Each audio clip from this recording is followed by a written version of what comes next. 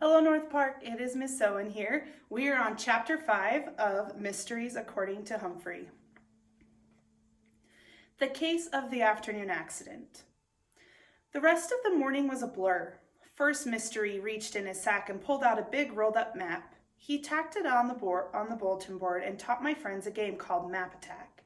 I couldn't really see what was going on because they stood in front of the map and blocked my view.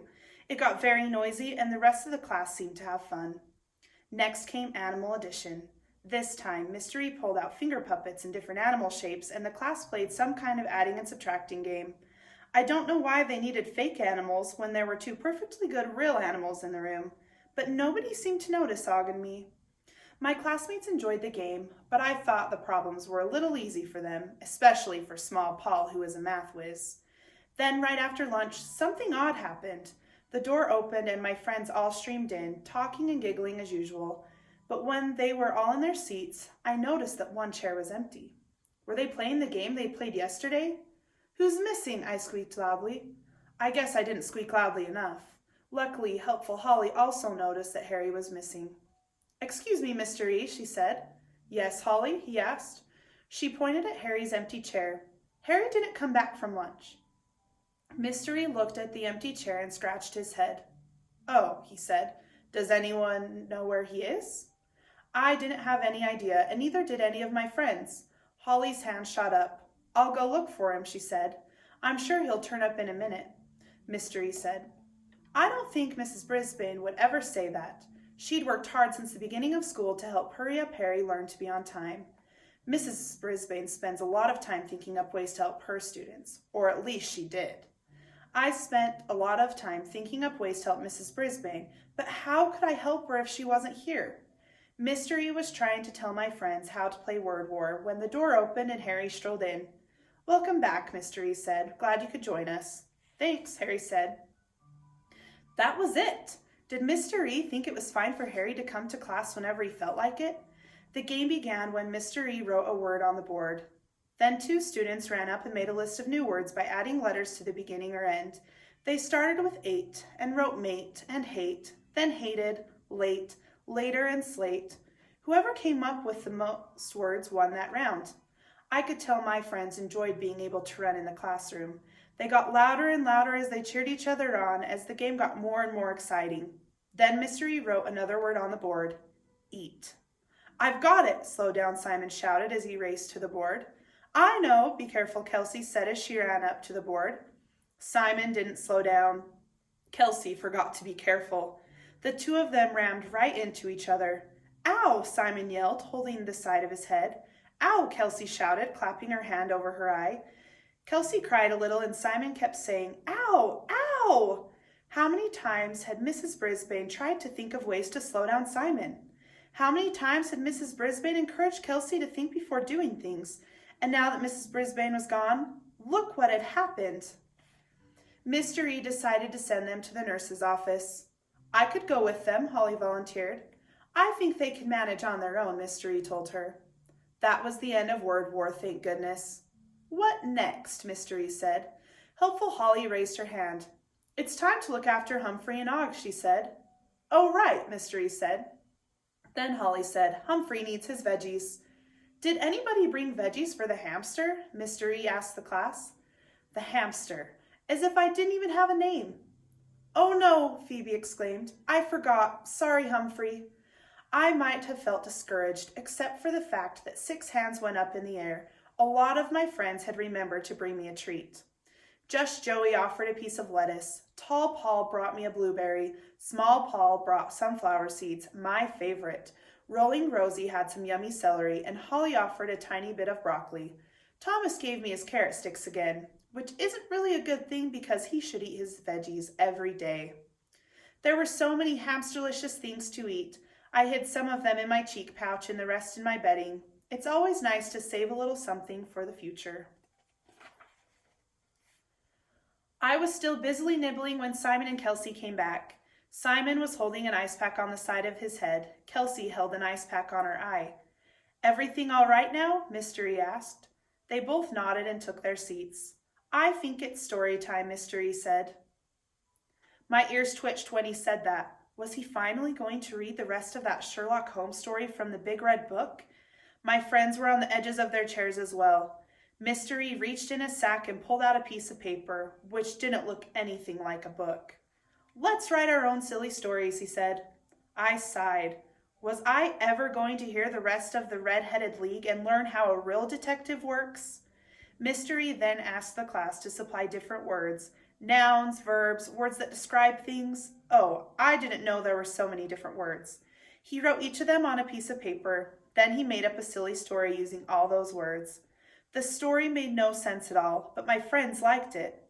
The door suddenly burst open, and standing there was Mrs. Wright. Her fingers were on her whistle, which made me nervous. Luckily, she didn't blow it. In one hand, Mrs. Wright held a clipboard. "It's Mrs. Wright," Mr. E said. "Right?" "Mr. Ednolopopoulos," Mrs. Wright said. "I'm co-chairperson of the School Safety Committee. I understand there have been some injuries in the classroom." "A little accident," he said. "Kids will be kids." Mrs. Wright shoved the clipboard towards him. "You will have to fill out an accident report. Their parents will be notified." "It was just an accident," Mr. E said. "There were injuries on school property," she said. "A report must be filed." Mrs. Wright took a few more steps into the classroom and looked around. "I also had a report of a student wandering the halls after the lunch bell rang. Was that one of yours?" she asked. "I don't know," Mr. E said. "Was it?" "The hallway should be empty after the bell rings," Mrs. Wright said. "I've put a copy of the rules under the accident report." She fingered that silver whistle around her neck. "The report is due in the morning." I was really worried that she was about to blow the whistle. Instead, she turned and walked out the door. I was glad to see her go, but I was also glad to see that someone was concerned about my classmates besides Og and me. In the afternoon, I dozed through some other kind of game, but I woke up when I heard Mr. Morales' voice. It's always important to listen to what the principal has to say. I darted out of my sleeping hut and saw him in front of the class holding a piece of paper. "Class, I just received a note from Mrs. Brisbane that she wanted me to share with you all," he said. "Did you hear that, Og?" I squeaked at the top of my lungs. "A note from Mrs. Brisbane." Og splashed wildly, so I guess he heard. The note says, "Dear class, I miss you all and I miss Longfellow's school. I miss being home too, but the good news is they say I'll be up on my feet and dancing before long. It's funny to think that this all came about because of Humphrey. Please listen to Mr. E and make me proud of you. Your teacher, Mrs. Brisbane." This all came about because of Humphrey. Was it really my fault that Mrs. Brisbane was gone? If she's going to be up on her feet, she must be sitting. Where is she? Why would she leave her class to go dancing? I'd never seen her dance before. I wasn't just pie-whacked, I was super pie-whacked. After Mr. Morales left, Holly's hand shot up. "Mr. E, where is Humphrey going this weekend?" "I give up," Mr. E answered. "Where is he going?" Holly explained how I go home with a different student each weekend. "Okay," Mr. E said, "so who wants to take Humphrey home?" Every single student raised a hand. Every one. "Mr. E," Holly said, "you have to get written permission from the parents." Sometimes I think Holly will grow up to be just like Mrs. Wright. That's not a bad thing, unless she also gets a whistle. Just then the bell rang, ending the school day. Some of the students rushed out to catch the school bus. Others crowded around Mr. E, begging to take me home. "Whoa," he said. "Calm down. I'm sure Humphrey will be fine on his own this weekend." "Sorry, but I would not be fine without tasty treats and clean water and a poo cleanup." A red-haired woman hurried into the classroom looking worried. She saw Kelsey with an ice pack on her eye and gave her a hug. It didn't take Sherlock Holmes to figure out that she was Kelsey's mom. "Are you okay?" she asked, moving the ice pack. "The nurse called." "Yes," Kelsey said, "sort of."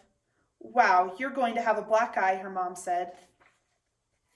"Mom, could we bring Humphrey home for the weekend?" Kelsey asked. I rushed to the front of my cage to hear what Mrs. Kirkpatrick had to say. "Humphrey? Oh, little Humphrey. Well, sure, why not?" "He'll help take your mind off your eyes," she replied. Mr. E came over and introduced himself and said he'd be very grateful if she'd take me home. "I think we need some kind of written permission," he said. "In the middle drawer," I shrieked. That's where she keeps the forms. Mystery didn't understand, of course, but Mrs. Kirkpatrick just wrote on a plain piece of paper, and before I knew it, Kelsey was carrying my cage out of room 26. Sorry, Og. Bye. Have a nice weekend, I shouted. Boing, boing, he said. It was a slightly sad sound. I always feel guilty when I go away for the weekend and leave Og behind. But that Friday, I felt absolutely rotten. After a few days without Mrs. Brisbane, he would probably be extra lonely this weekend.